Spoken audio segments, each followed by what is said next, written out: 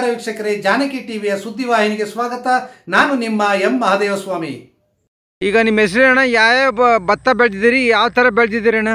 ನಾನು ಬೊಕ್ಕಳ್ಳಿ ನಂಜುಂಡಸ್ವಾಮಿ, ಕರ್ನಾಟಕ ರಾಜ್ಯ ರೈತ ಹೋರಾಟಗಾರನಾಗಿ 40 ವರ್ಷಗಳಿಂದ ಹೋರಾಟ ಮಾಡ್ಕೊಂಡು ಬಂದಿದ್ದೀನಿ. ಜೊತೆಗೆ ನಮ್ಮ ಸುಭಾಷ್ ಪಾಳ್ಯೇಕರ್ ಅವರು ಅಂದರೆ ನೈಸರ್ಗಿಕ ಶೂನ್ಯ ಬಂಡವಾಳ ನೈಸರ್ಗಿಕ ಕೃಷಿನಲ್ಲಿ ನಾವು ರಾಸಾಯನಿಕ ಗೊಬ್ಬರವನ್ನು ಬಳಸ್ತೇನೆ ರಾಸಾಯನಿಕ ಮುಕ್ತವಾದ ನೈಸರ್ಗಿಕ ರೀತಿಯಲ್ಲಿ 1 ಎಕರೆಗೆ 8 ಗಾಡಿ ಗೊಬ್ಬರದಂತೆ 12 ಗಾಡಿ ಗೊಬ್ಬರ, ಎತ್ತಿನ ಗಾಡಿ ಕೊಟ್ಟಿಗೆ ಗೊಬ್ಬರನ ಕೊಟ್ಟಿದ್ದೀವಿ.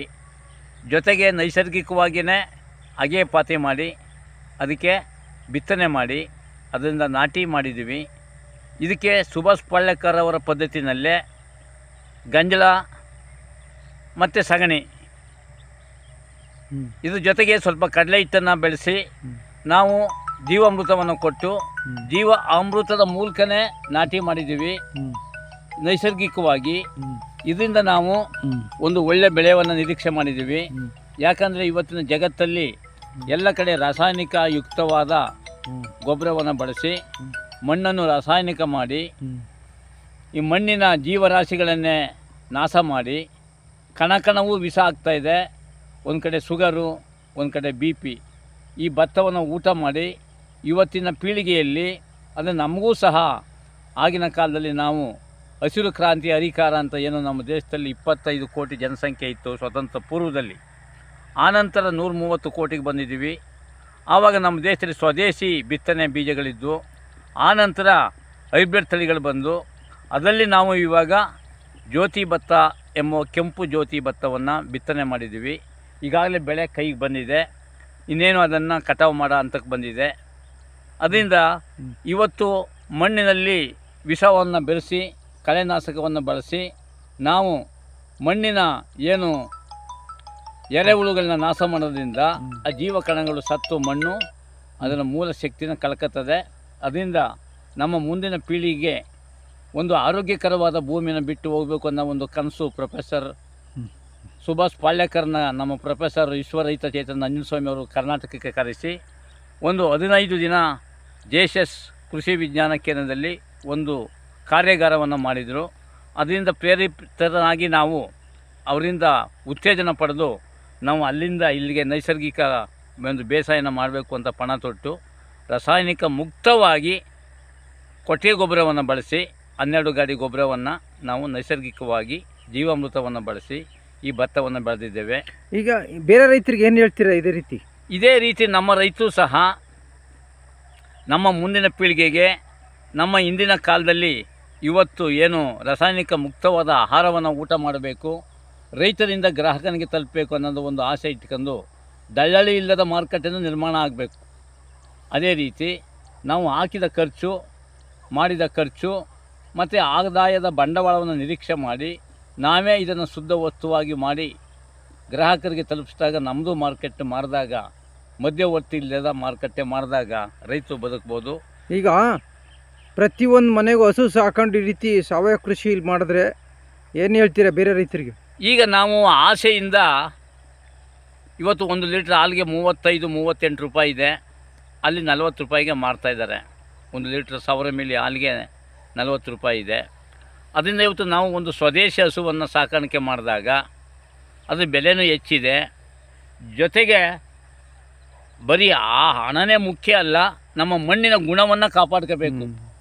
ನಮ್ಮ ಮಣ್ಣಿನ ಗುಣ ಕಾಪಾಡ್ಕೊಳ್ಳೋದು ಹೇಗೆ ಅಂದರೆ ನಾವು ರಾಸಾಯನಿಕವನ್ನೇ ಬಳಸಿ ನಮ್ಮ ಮಣ್ಣೆಲ್ಲ ಇವತ್ತೆಲ್ಲ ಹಾಳು ಮಾಡ್ಕೊಬಿಟ್ಟಿದ್ದೀವಿ ಮನುಷ್ಯನ ದುರಾಸೆ ಯಾತಕ್ಕೆ ಬಂತು ಅಂದರೆ ಅವನಿಗೆ ಬೆಳೆದ ಬೆಳೆಗೆ ಒಂದು ವೈಜ್ಞಾನಿಕ ಮಾರುಕಟ್ಟೆ ಬೆಲೆ ನೀತಿ ಇಲ್ಲ ನಮ್ಮ ದೇಶದಲ್ಲಿ. ದಲ್ಲಾಳಿಗಳು ಅದನ್ನು ಅರೇಂಜ್ ಮಾಡ್ತಾರೆ. RMCಯಲ್ಲೂ ಸಹ ಇವತ್ತು ದಲ್ಲಾಳಿಗಳು ಅದನ್ನು ಅರೇಂಜ್ ಮಾಡೋದ್ರ ಮೂಲಕ ರೈತನಿಗೆ ತಾನು ಬೆಳೆದ ಬೆಳೆಗಳಿಗೆ ಬೆಲೆ ಕಟ್ಟುವ ಅಧಿಕಾರ ಈ ದೇಶದಲ್ಲಿ ಇಲ್ಲ. ಅದಕ್ಕೆ ನಮ್ಮ ಪ್ರೊಫೆಸರ್ MD ನಂಜುಂಡಸ್ವಾಮಿಗಳು ಹೇಳ್ತಾಯಿದ್ರು, ವಿಸ್ಕಿ ಬ್ರಾಂದಿಗೆ MRP ಇದೆ, 1 ಲೀಟ್ರ್ ಹಾಲಿಗೆ 40 ರೂಪಾಯಿ ಇದೆ, ಒಂದು 80 ಮಿಲಿ ಕ್ವಾರ್ಟರ್ಗೆ 90 ರೂಪಾಯಿ ಇದೆ. 1 ಕ್ವಾರ್ಟರ್ ಅಂದರೆ 180 ಮಿಲಿ ಕುಡಿಯೋದಕ್ಕೆ ಮಾಡ್ತಿರೋ. ಆವಾಗ ಇಂದಿನ ನಮ್ಮ ಕಾಲದಲ್ಲಿ 2 ಬೆಳೆಗೆ ಬರೋದಕ್ಕೂ ಮುಂಚೆನೆ 1 ಬೆಳೆಗೆ ಈಗ ಜನವರಿ ಸಂಕ್ರಾಂತಿಗೆ ಕೊಯ್ಲು ಒಕ್ಕಣೆ ಆದರೆ ಏಪ್ರಿಲ್ ಮೇಗೆ ನಾವು ಬಿತ್ತನೆ ಕಡಲೆಕಾಯಿ ಹಾಕ್ತಾ ಇದ್ವಿ, ಅಲಸಂದೆ ಕಾಳು ತಿಂತಾ ಇದ್ವಿ, ದ್ವಿದಳ ಧಾನ್ಯಗಳನ್ನ ಹಾಕ್ತೀವಿ. ದ್ವಿದಳ ಧಾನ್ಯಗಳು, ಹೆಸರು ಕಾಳು, ಅಲಸಂದೆ ಕಾಳು, ಮತ್ತೆ ಕಮ್ಮು, ಸಾಮೆ, ನವಣಗಳನ್ನೆಲ್ಲ ಸುತ್ತ ಬಿಡ್ತಾ ಇದ್ವಿ, ಕಡೆ ಹೊಡಿತಾ ಇದ್ವಿ. ಮತ್ತೆ ಗೊಡ್ಡು ಮಂಜಿ ಸೊಪ್ಪು ಅಂದ್ರೆ ಸೆಣಬು, ಸೆಣಬನ್ನು ಬಿತ್ತಿ ಅದಕ್ಕೆ ಒಳಗಡೆ ಉಳ್ತಾ ಇದ್ವಿ.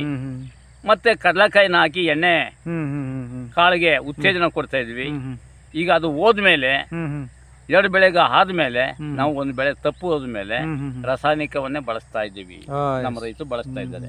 ಇದರಿಂದ ಮಣ್ಣಿನ ಫಲವತ್ತತೆ ಹಾಳಾಗ್ತಾ ಇದೆ, ಸವಕಳಿ ಆಗ್ತಾ ಇದೆ. ಮಣ್ಣು ಇನ್ನು ಕೆಲವೇ ವರ್ಷದಲ್ಲಿ ಸಾಯುತ್ತದೆ. ಹೌದೌದು. ಮಣ್ಣಿನ ಶಕ್ತಿನ ಕಳ್ಕೊಂಡ ಮೇಲೆ ಮನುಷ್ಯನ ರೀತಿಯೇ ಮಣ್ಣಿಗೂ ಸಹ ಸಾವಿದೆ. ಮನುಷ್ಯ ಹೇಗೆ 40, 50, 60, 75, 80 ವರ್ಷ ಬದುಕ್ತಾ ಇದ್ನೋ, ಈಗ 65, 70 ವರ್ಷಕ್ಕೆ ಮುದುಕರಾಗ್ತಾ ಇದೀವಿ ನಾವು. ಅದೇ ರೀತಿ ಮಣ್ಣಿಗೂ ಸಹ ಬೇಗ ಅದು ಜೀವಸತ್ವನ ಕಳ್ಕತ್ತದೆ. ಇದಕ್ಕೆ ಏನ್ ಮಾಡ್ಬೇಕು ಅಂದ್ರೆ ನಾವು ಅಲ್ಲಿಗೆ ಬರ್ತಾ ಇದ್ದೀವಿ. ನೈಸರ್ಗಿಕ ಕೃಷಿ ಮಾಡಿದಾಗ ಮಾತ್ರ ನಾವು ಮಣ್ಣನ್ನು ಬದುಕ್ತಾನೆ. ಮಣ್ಣನ್ನು ನಂಬಿರ ರೈತರು ನಾವು ಬದುಕಬಹುದು. ನಮ್ಮ ನಂಬಿರ್ತಕ್ಕಂಥ ಗ್ರಾಹಕರು ಒಳ್ಳೆ ಆಹಾರ, ರಸಭರಿತವಾದ ಆಹಾರನ ಊಟ ಮಾಡಬೇಕು ಅಂದ್ರೆ ನಾವು ನೈಸರ್ಗಿಕ ಕೃಷಿನ ಮಾಡಬೇಕು. ನೈಸರ್ಗಿಕ ಕೃಷಿ ಮಾಡಬೇಕು ಅಂದ್ರೆ ಸೀಮೆ ಹಸು ಆಗೋದಿಲ್ಲ. ನಾವು ಸ್ವದೇಶಿ ಹಸುಗಳನ್ನ ಸಾಕ್ಬೇಕು. ಒಂದು ಮನೆಗೊಂದು ಅದ್ರ ಹಾಲು ಸಹ ಜೀವಾಮೃತದ ಇದು ಏನಿದೆ ಅದು ತುಪ್ಪದ ಅಂಶ ಇರೋದಿಲ್ಲ ಅದರಲ್ಲಿ. ಅದು ಬಿಳಿ ದ್ರವ ಅಂತ ನಮ್ಮ ಸುಭಾಷ್ ಪಾಳೇಕರ್ ಹೇಳ್ತಾ ಇದ್ರು. ಅದು ತುಪ್ಪದ ಅಂಶ ಬಹಳ ಕಡಿಮೆ ಇದೆ. ಅದರಿಂದ ನಾವು ಇಂದಿನ ಕೃಷಿಗೆ ಮತ್ತೆ ಮರಳಿ ಮಣ್ಣಿನೆಡೆಗೆ, ಮರಳಿ ಬುದ್ಧನೆಡೆಗೆ ಅಂತ ಏನು ಬುದ್ಧ ಹೇಳ್ತಾ ಇದ್ರು, ಈಗ ನಾವು ಮರಳಿ ಮಣ್ಣಿನೆಡೆಗೆ ನಮ್ಮ ಮಣ್ಣನ್ನ ಉಳಿಸ್ಕೋಬೇಕು ನಾವೇ. ಅದರಲ್ಲಿದೆ ನಮ್ಮ ಆರೋಗ್ಯ ಎಲ್ಲ. ನಮ್ಮ ಆರೋಗ್ಯ ದೇಶದ ಎಲ್ಲಾ 130 ಕೋಟಿ ಜನರ ಆರೋಗ್ಯ ಇರೋದು ಮಣ್ಣಲ್ಲೇ. ಹೌದು. ಹೆಣ್ಣಿನ ಋಣ, ಮಣ್ಣಿನ ಋಣ, ಹಾಲಿನ ಋಣ.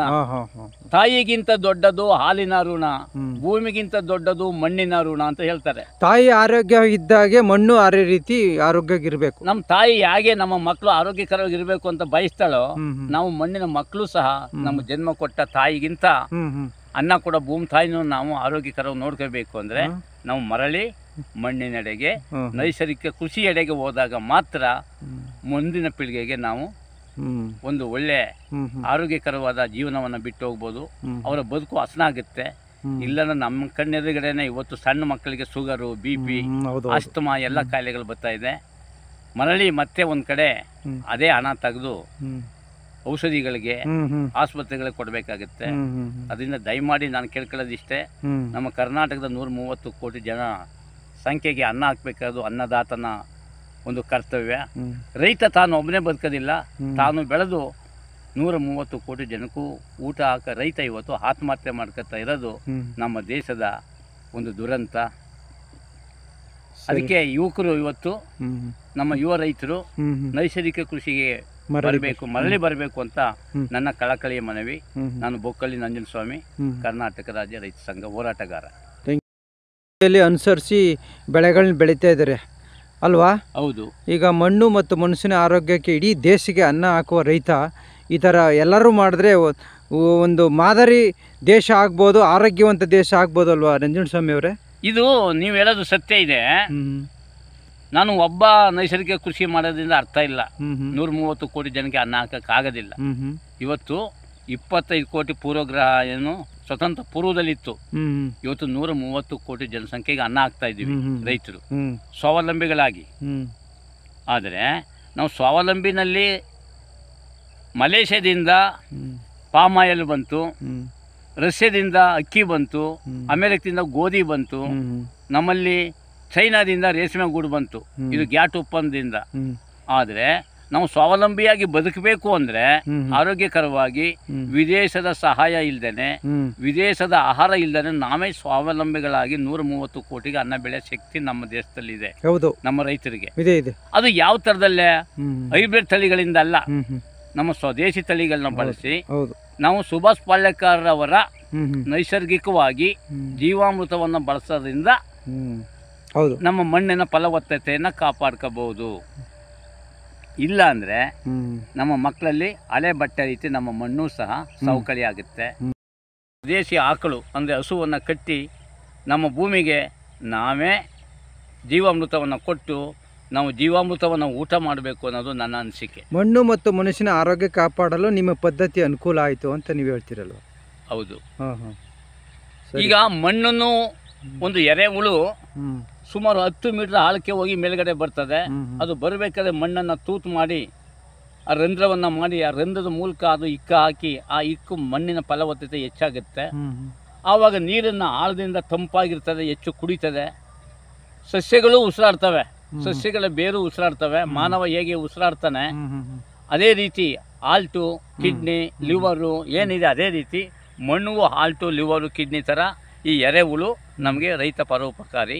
ಇದು ರೈತನ ಮೇಲಿನ ಕಳಗಳನ್ನೆಲ್ಲ ತಿಂದು ಒಳಗಡೆ ಹೋಗಿ ಮಣ್ಣನ್ನು ತೂತು ಮಾಡ್ತದೆ. ಅಂದರೆ ಹಾಲಿಗೆ ಎಪ್ಪನ್ನು ಹಾಕಿದಾಗ ಮೊಸರು ಹೇಗೆ ತೂತಾಗಿರುತ್ತೆ ನೋಡಿ, ಅದನ್ನು ಬೆಳಗಿನ ಟೈಮು ಆ ರೀತಿ ಈ ಎಪ್ಪು ಹಾಕದೆ ನಮ್ಮ ಜೀವಾಮೃತದ ಮೂಲ ಉದ್ದೇಶ. ನಾವು ಪ್ರತಿ ಎಕರೆಗೆ 100 ಲೀಟರ್ ಜೀವಾಮೃತವನ್ನು ಬಳಸೋದ್ರಿಂದ ಒಂದು ಮಕ್ರಿ ಅಂದರೆ 10 kg ಸಗಣಿ, 10 ಲೀಟರ್ ಗಂಜಲವನ್ನು ಬಳಸೋದ್ರಿಂದ ಒಂದು ರಾತ್ರಿ ಆಗಲಿಗೆ 1 ಎಕರೆಗೆ ಹಾಕ್ಬೋದು. ಇದಕ್ಕೆ ಸ್ವಲ್ಪ ಕಡಲೆ ಹಿಟ್ಟು, ಸ್ವಲ್ಪ ಕಪ್ಪು ಬೆಲ್ಲವನ್ನು ಬಳಸೋದ್ರಿಂದ ಕಡಲೆ ಹಿಟ್ಟಿಂದ ಅದು ಎಪ್ಪಾಗುತ್ತೆ, ಅದು ಗಮನ ಬರ್ತದೆ. 24 ಗಂಟೆ ಟೈಮು ಅದನ್ನು ಕೊಳೆ ಹಾಕಿ ಒಂದು ಬೆಳಿಗ್ಗೆ ಮಧ್ಯಾಹ್ನ ರಾತ್ರಿ 3 ಸುತ್ತನ್ನು ಸುತ್ತಿಸೋದ್ರ ಮೂಲಕ ಅದು ಒಳ್ಳೆ ಘಮ ಅಂತ ಜೀವಾಮೃತ ಸಿದ್ಧವಾಗುತ್ತೆ. ಅದನ್ನು ನಾವು ಜಮೀನುಗಳಿಗೆ ಒಂದು ತಿಂಗಳಿಗೆ 1 ಎಕರೆಗೆ ಮಾಡ್ಬೋದು. ಒಂದು ತಿಂಗಳಿಗೆ 2 ಬಾರಿ ಅಥವಾ ವಾರಕ್ಕೆ 1 ಬಾರಿ, ಹೆಚ್ಚಿದ್ರೆ ವಾರಕ್ಕೆ 1 ಬಾರಿ ಕೊಡ್ಬೋದು. ಇದರಿಂದ ನಮ್ಮ ನೈಸರ್ಗಿಕವಾಗಿ ರಾಸಾಯನಿಕ ಮುಕ್ತವಾದ ಆರೋಗ್ಯಕರವಾದ ಆರೋಗ್ಯ ಯುಕ್ತವಾದ ಬೆಳೆಗಳನ್ನ ಬೆಳೆಯೋದ ಮೂಲಕ ನಮ್ಮ ಮುಂದಿನ ಪೀಳಿಗೆಗೆ ನಮ್ಮ ಮಣ್ಣನ್ನು ಆರೋಗ್ಯಕರವಾಗಿ ಇಟ್ಟು ಹೋಗಬೇಕು ಅನ್ನೋದು ನಮ್ಮ ಕನಸು. ಇದು ಸುಭಾಷ್ ಪಾಲೇಕರ್ ಅವರ ಕನಸು. ಅವ್ರಿಗೆ ಈಗಾಗಲೇ ಭಾರತ ರತ್ನ ಪ್ರಶಸ್ತಿನೂ ಬಂದಿದೆ. ಆದರೆ ನಮ್ಮ ಸರ್ಕಾರದಲ್ಲಿ ಡಾಕ್ಟರ್ ಸ್ವಾಮಿನಾಥನ್ ಆಯೋಗದವರದಿಂದ ಜಾರಿ ಮಾಡ್ತೀವಿ ಅಂತ ಹೇಳಿದ್ರು, ಮಾಡಲಿಲ್ಲ. ಒಬ್ಬರೇ ಅಪ್ಪ. ನಮ್ಮ ತಾಯಿಗೆ ನಾವು 12 ಜನ ಮಕ್ಕಳಿದ್ವಿ. ನಮ್ಮ ತಾಯಿ ನಮ್ಮನ್ನು ಯಾವತ್ತೂ ಹಾಸ್ಪಿಟ್ಲಿಗೆ ಕರ್ಕೊ ಹೋದವರಲ್ಲ. ನೆಗಡಿ, ಕೆಮ್ಮು, ಜ್ವರ ಅಂತ ಔಷಧಿ ಕೊಡಿಸ್ತವ್ರಲ್ಲ. ನಮ್ಗೇನು ಶೀತ ಜ್ವರ ಬಂದರೆ ಈ ಜೀರಿಗೆ ಸಾಂಬಾರು, ಮೆಣಸು ಜೀರಿಗೆ ಹಾಕಿ ಸಾಂಬಾರು ಮಾಡಿ, ಈ ಒಂದು ಕಸಾಳೆಕಾಯಿ ಅಂತ ತೊಕ್ಕನ್ನು ಹಾಕಿ ಅದನ್ನು ಜಜ್ಜಿ ಆ ರಸ ಹಾಕಿ ಅದಕ್ಕೆ ಸಾಂಬಾರು ಮಾಡಿ ಅನ್ನ ಮಾಡಿಕೊಟ್ರೆ, ರಾಗಿ ಮುದ್ದೆ ಮಾಡಿಕೊಟ್ರೆ ಅದನ್ನು ಊಟ ಮಾಡಿದ್ರೆ ಬೆಳಕರೆ ತನಕ ನಮ್ಮ ಜ್ವರ ಎಲ್ಲ ನೆಗಡಿ ಎಲ್ಲ ಕಡಿಮೆ ಆಯ್ತಾ ಇತ್ತು. ಈಗ ಟಾನಿಕ್ಕು ಸಿರಪ್ಪನ್ನು ಕುಡಿದು ಯಾವುದೋ ಒಂದು ರಾಜ್ಯದಲ್ಲಿ 100 ಮಕ್ಕಳು ಪ್ರಾಣವನ್ನು ಕಳ್ಕೊಂಡಿದ್ದಾರೆ ಸಿರಪ್ಪನ್ನು. ಅದರಿಂದ ನಾವು ಇದಕ್ಕೆಲ್ಲ ನಮ್ಮ ಒಂದು ದುರಾಸೆ ದುಃಖಕ್ಕೆ ಮೂಲ. ಆಸೆ ಸಹಜ, ಬುದ್ಧ ಹೇಳ್ತಾರೆ ಆಸೆ ಸಹಜ, ದುರಾಸೆ ದುಃಖಕ್ಕೆ ಮೂಲ. ನಾವು ಹೆಚ್ಚು ಬೆಳೆಯಕ್ಕೆ ಹೋಗ್ತಾ ಇದ್ದೀವಿ. ಯಾಕಂದ್ರೆ ಅದು ರೈತ ತಪ್ಪಲ್ಲ, ನಮ್ಮ ದೇಶದ ಮಾರುಕಟ್ಟೆ ನೀತಿ. ವಿದೇಶಗಳಲ್ಲಿ ರೈತರು ಬೆಳೆದ ಬೆಳೆಗಳಿಗೆ MRP ವೈಜ್ಞಾನಿಕ ಬೆಲೆ ನೀತಿ ಇದೆ. ಒಂದು ಕ್ವಾರ್ಟರ್ ಬಾಟ್ಲಿಗೆ MRP ಇದೆ, ಒಂದು ಪ್ಯಾಕ್ ಸಿಗರೇಟ್ಗೆ MRP. ನಮ್ಮ ನೋಡಿ ಎಲ್ಲ ರೈತರು ಬೆಳೆದಾಗ ಮಾತ್ರ ನಮ್ಮ ದೇಶ ಆರೋಗ್ಯಕರವಾಗಿರ್ತದೆ. ಅವ್ರಿಗೂ ಸಹ ಖರ್ಚು ಕಡಿಮೆ ಆಗುತ್ತೆ. ಸೀಮೆ ಗೊಬ್ಬರವನ್ನು ಬಳಸೋದು, ರಾಸಾಯನಿಕ ಗೊಬ್ಬರಗಳನ್ನ ಸಿಂಪಡಣೆ ಮಾಡೋದು, ಇದನ್ನೆಲ್ಲ ತಪ್ಪಿಸಬೇಕು ಅಂದರೆ ನಾವು ಮರಳಿ ಮಣ್ಣಿನೆಡೆಗೆ ಹೋದಾಗ ಮಾತ್ರ ನಮ್ಮ ಮನಸ್ಸನ್ನು ಗಟ್ಟಿ ಮಾಡಬೇಕು, ವಿಶ್ವಾಸ ಇಡಬೇಕು. ನಾವು ಜಾಸ್ತಿ ಗೊಬ್ಬರ ಹಾಕಿ ಹೆಚ್ಚು ಬೆಳಿಬೋದು ಅನ್ನೋ ದುರಾಸೆ ಹೋಗಿ ನಮ್ಮ ಭೂಮಿ ಆರೋಗ್ಯಕರವಾಗಿರಬೇಕು. ಆರೋಗ್ಯಕರದೆಡೆಗೆ ಸ್ವಲ್ಪ ಭತ್ತ ಕಡಿಮೆ ಆಗ್ಬೋದು. ಆಮೇಲೆ 2ನೇ ವ್ಯವಸ್ಥೆಗೆ ಅದು ಇನ್ನೂ ಹೆಚ್ಚಾಗುತ್ತೆ. ಮಣ್ಣಿನ ಫಲವತ್ತತೆ ಹೆಚ್ಚಾದಾಗ ಅದು ರಾಸಾಯನಿಕದಿಂದ ಮತ್ತೆ ಅದು ಜೀವಾಮೃತದ ಕಡೆಗೆ ಮರಳಬೇಕು. ಸ್ವಲ್ಪ ಕಡಿಮೆ ಆಗ್ಬೋದು, ಮತ್ತೆ ಅದು ಇನ್ನು ಏರುಗತಿಯಲ್ಲಿ ಮುಂದಕ್ಕೆ ಹೋಗುತ್ತೆ. ಮೇರೆ ಈ ಪದ್ಧತಿ ಅನುಸರಿಸಿದ ಎಲ್ಲರಿಗೂ ಒಳ್ಳೆ ಅನುಕೂಲ ಆಗಿದೆ. ಅಕ್ಕಪಕ್ಕ ರೈತರು ನಿಮ್ಮ ರೀತಿನೇ ಬೆಳೆದು ಈ ಒಂದು ಸಾವಯವ ಕೃಷಿಯಲ್ಲಿ ಮಾಡಬೇಕು ಅಂತ ಅನ್ನಿಸ್ತದಲ್ವಾ? ಇಂತಿ ನಮ್ಮ ಸುತ್ತೂರು ನಂಜುಂಡನಾಯ್ಕ ವರದಿ. ರಾಸಾಯನಿಕ ಗೊಬ್ಬರಗಳನ್ನ ನಾವು ದೇಹನೂ ರಾಸಾಯನಿಕ ಆಗುತ್ತೆ. ಅದಕ್ಕೆ ನಮ್ಮದೇ ಪೊಟ್ಯಾಸಿಯಂ ಅಂಶ ಇರೋದು, ಎಲ್ಲ ಜೀವಕೋಶಗಳು ಇರೋದು ನಮ್ಮ ನೈಸರ್ಗಿಕ ಒಂದು ಹಸುವಿನ ಗಂಜಲ ಮತ್ತು ಸಗಣಿಯಲ್ಲಿ ಅಡಗಿದೆ. ಒಂದು ಹಸುವಿನ ಸಗಣಿ 30 ಎಕರೆಗೆ ಆಗುತ್ತೆ. ಒಂದು ಹಸು 30 ಎಕರೆಗೆ ಒಂದು ಹಸು ಸಮಾನ. ದಿನಕ್ಕೆ 1 ಎಕರೆಗೆ ಹಾಕ್ಬೋದು ಜೀವಾಮೃತವನ್ನು. ಒಂದು ಮಕ್ರಿ ಅಂದರೆ 10 kg ಸಗಣಿ ಒಂದು ಬಿಂದಿಗೆ ಗಂಜಲ ಆಗುತ್ತೆ, 10 ಲೀಟರ್ ಗಂಜಲ ಒಂದು ರಾತ್ರಿ ಹಗಲಿಗೆ. ಅದಕ್ಕೆ ಸಿಮೆಂಟ್ ಕೊಟ್ಟಿಗೆ ಮಾಡಿ ಅದನ್ನು ನಾವು ಒಂದು ಕಡೆ ಶೇಖರಿಸಿ ಜೀವಾಮೃತವನ್ನು ಮಾಡಿದಾಗ ನಮ್ಮ ದೇಶ ಆರೋಗ್ಯಕರವಾಗಿರ್ತದೆ, ಮುಂದಿನ ಪೀಳಿಗೆನೂ ಆರೋಗ್ಯಕರವಾಗಿರ್ತದೆ ಅಂತ ಹೇಳ್ತಾ ನನ್ನ ಮಾತಲ್ಲಿ ಏನಾದರೂ ತಪ್ಪಿದ್ರೆ ಕ್ಷಮಾಪಣೆ